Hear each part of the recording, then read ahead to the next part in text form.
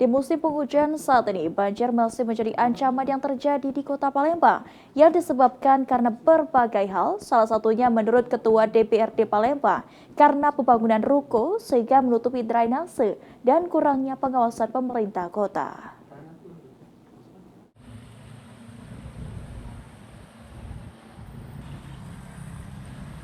Banjir, permasalahan satu ini masih menjadi persoalan yang dihadapi Kota Palembang saat musim penghujan tiba untuk dituntaskan.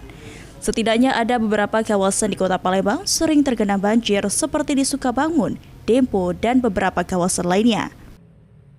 Permasalahan banjir ini sendiri disebabkan karena beberapa hal. Menurut Ketua DPRD Palembang, Ali Subri, salah satu masalah banjir di Palembang karena pembangunan ruko yang tidak pada tempatnya hingga mengganggu drainase serta kurangnya pengawasan dari Dinas PUPR dan Tata Kota.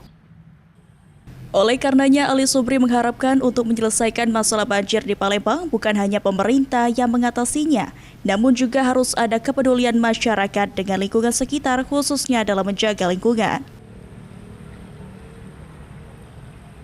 Sinkron dengan pemerintah, saling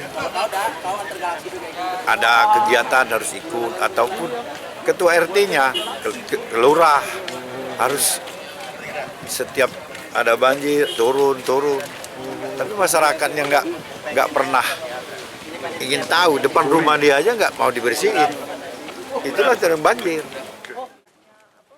Kedepan, Ali Subri menyarankan untuk kembali melakukan pembersihan di lokasi drainase untuk dapat mengurangi ataupun mengatasi banjir di Palembang.